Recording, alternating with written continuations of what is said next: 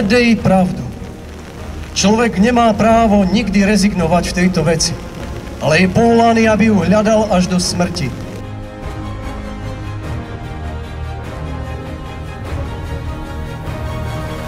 Pokiaľ človek miluje pravdu, ocitne sa z očí v oči v konfrontácii s mainstreamom, s politikmi, s verejným životom.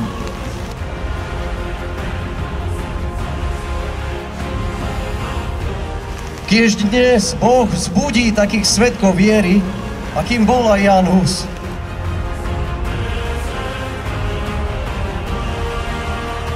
My sme povolaní Bohom k tomu, aby sme v tejto situácii nemlčali, ale naopak, aby sme sa postavili jasne na odpor proti tomuto novodobému genderovému nacizmu a fašizmu.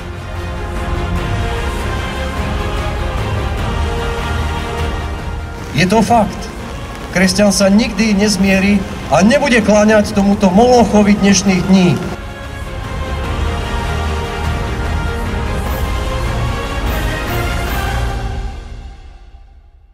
Byzantský katolický patriarchát nás dlouhá léta povzbuzuje k hledání pravdy, hledání a navrácení se k Pánu Ježíši, aby náš národ nemusel díky odpadu od křesťanství a pyšnému veřejnému hlášení se k ateismu trpět za neustálé odpírání pravdě a přijímání falešných pravd současné moderní kultury.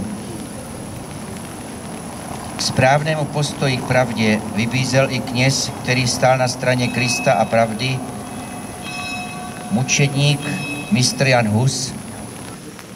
Jak daleko od pravdy jsme se v našich zemích dostali, chci dnes poukázat, podělit se tak o postřehy z poslední doby.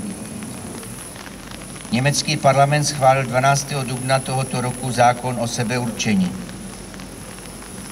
Lze předpokládat, že podobně jako v případě tzv. Manželství pro všechny vzroste dříve či později velký tlak na přijetí této přelomové změny i v české legislativě. Co se v Německu změní po přijetí sebeurčovacího zákona? Na tyto i mnoho dalších souvisejících otázek odpovídá německé ministerstvo spravedlnosti. Dnes zkráceně uvedu jen některé z nich. Odpověď. Zákon o sebeurčení usnadňuje osobám úřední změnu pohlaví podle jejich představ. K zápisu změny pohlaví na matričním úřadu není nutný předchozí operativní zákrok, ale nově ani psychologický posudek a rozhodnutí soudu. Postačí, když žadatel přijde na matriku a požádá o změnu pohlaví. Pouze o svém záměru musí úřady informovat 3 měsíce předem. Jaké pohlaví si může člověk zvolit? V kolonce pohlaví si může člověk vybrat ze 4 možností.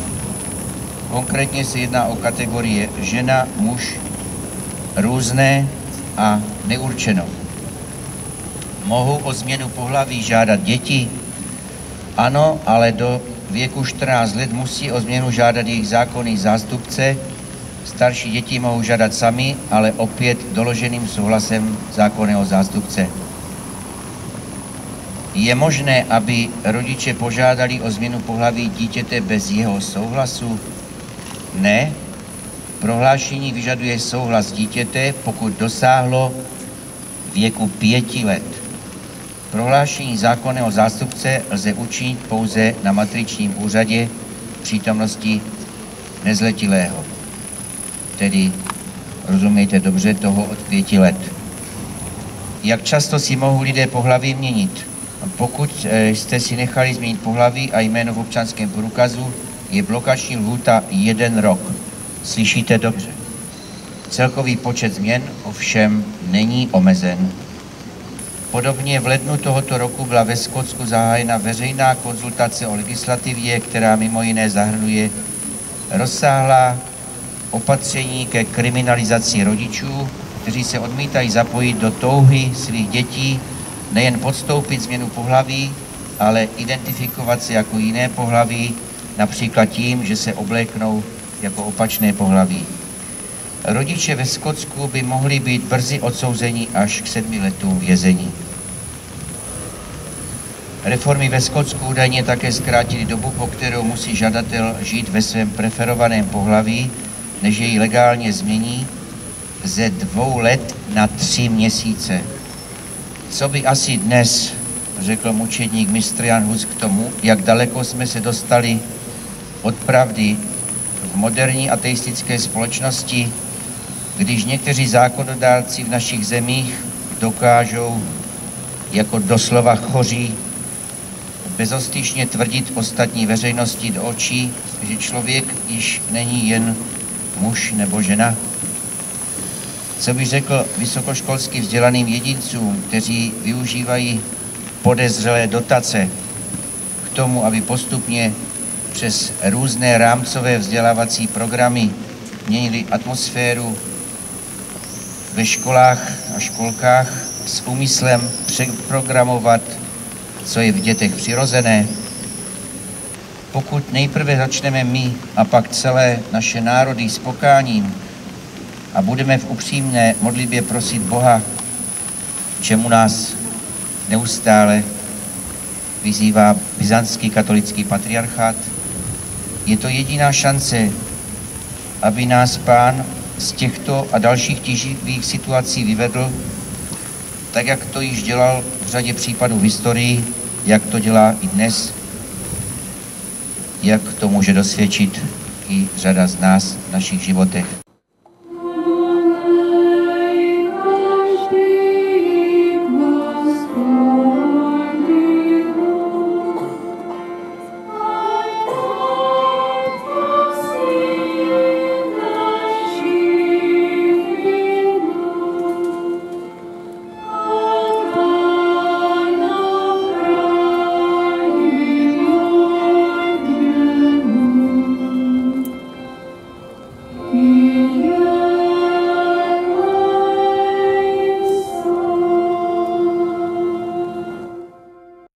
Žijeme v dobe, keď vojnoví štváči ženú svet do 3. svetovej vojny.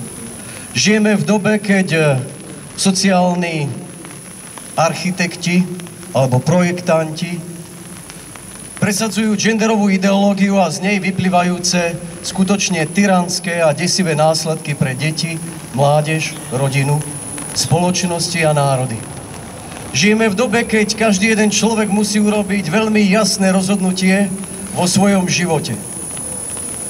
Či bude hájiť pravdu, či bude hájiť to, čo je pre ňo úplne prirodzené, svoju ľudskú identitu, svoju mužskú, ženskú identitu, identitu prirodzeného rodinného života, svoju národnú identitu, ale i svoju náboženskú identitu. Žijeme v dobe, ktorá hovorí, že je úplne jedno, kým si alebo čo si. Zmetok v hlave, zmetok v tele, je to úplne jedno. Spoločnosť, ktorá sa veľmi ľahko dá ovládať, manipulovať a viesť tým správnym v úvodzovkách smerom. Sme tu, aby znovu sme sa zastali toho Božieho princípu zdravej rodiny. Aby sme vyprosovali u Boha milosť obrody rodiny a tým pádom vzkriesenia národa. Ježíš vo svojom čase povedal: konajte pokánie a verte evanjeliu. Práve kvôli evanjeliu Ježíša Krista český, moravský, slezský národ má takých velikánov, ako je svätý Prokop, svätý Cidel a Metod a svätý Ján Hus. Práve oni zmenili, by som povedal, navždy a trvalo smerovanie českého, moravského, slezského, ale i slovenského národa. Ján Hus v istom okamihu, keď vysvetľoval modlitbu Otče náš, desatoro a Božie zjavenie, napísal tie veľmi silné a veľavravné slova. Hledej pravdu, slyš pravdu, uč se pravde. Miluj pravdu, mluv pravdu, drž se pravdy, braň pravdu až do smrti, protože pravda tě osvobodí od hříchu, od ďábla i od smrti. Nejmilejší, žijte podle poznané pravdy, která vítězí nad vším a mocná je na věky. Pravda vyslobodzuje od hriechu. Pravda vyslobodzuje od vojen. Pravda vyslobodzuje od nenávisti.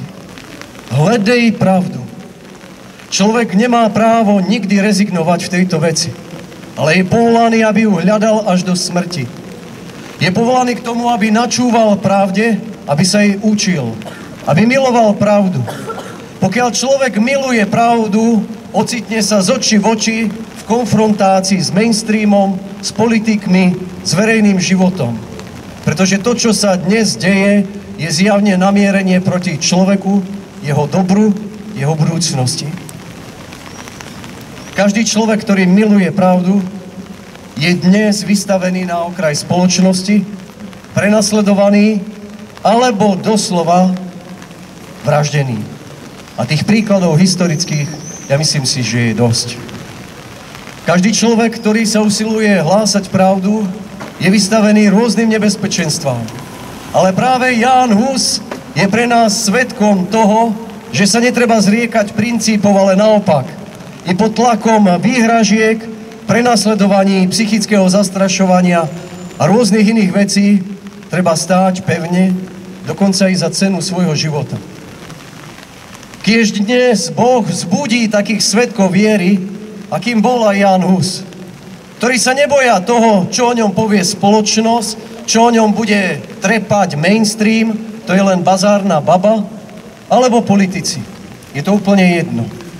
Pretože ak sú nemenné sveté hodnoty, ktoré tu máme 1000 ročia a môžeme byť im verní, je úplne jedno, čo si o nás myslia druhí ľudia. Je to fakt. Kresťan sa nikdy nezmierí a nebude kláňať tomuto molochovi dnešných dní, ktorý si vyžaduje obete. Aké obete? Bola vydaná jedna štúdia, ktorá sa nazýva Poruchy genderovej identity u mladých ľudí v Nemecku. Frekvencia a trendy 2013 až 2022. Analýza celoštátnych rutinných údajov. Aké boli výsledky? Výsledky sú asi takéto. Na 100 000 poistencov pripadalo 22 prípadov ľudí, ktorí hlásili nejakú genderovú dysfóriu, tak v podstate v roku 2024 na 100 000 to už bolo 175. 680% náraz. Toto všetko je otázka propagandy. Tyránskej propagandy, ktorej následkom je zdevastovaný život detí a mládeže. Ak tu dneska sme, tak je to skutočne výkrik, a to prorocký výkrik, aby sa spoločnosť zastavila a prestala ničiť deti a mládež genderovou ideológiou. Je zaujímavé, že demokratická spoločnosť má byť usporiadaná tak, aby nebola riadená žiadnou ideológiou. Je zaujímavé, ale genderová ideológia sa tu presadzuje totalitnými metódami. Tak, že tí, ktorí jej odporujú, môžu byť vystavení pokutám alebo trestnému stíhaniu. Je to jedna z najničivejších ideológií všetkých dôb. Horšia ako ideológie nacizmu, fašizmu alebo socializmu. My sme povolaní Bohom k tomu, aby sme v tejto situácii nemlčali, ale naopak, aby sme sa postavili jasne na odpor proti tomuto novodobému genderovému nacizmu a fašizmu. Sme v čase, keď Boh nás volal k tomu, aby sme hľadali pravdu, počuli pravdu, aby sme sa učili pravde, milovali pravdu, aby sme pravdu hovorili, aby sme sa jej držali, aby sme ju bránili až do smrti. Pretože pravda nás oslobodí od hriechu, diabla i smrti. Nech v nás pôsobí Božia milosť, aby sa Boh mohol osláviť v nás a my v ňom.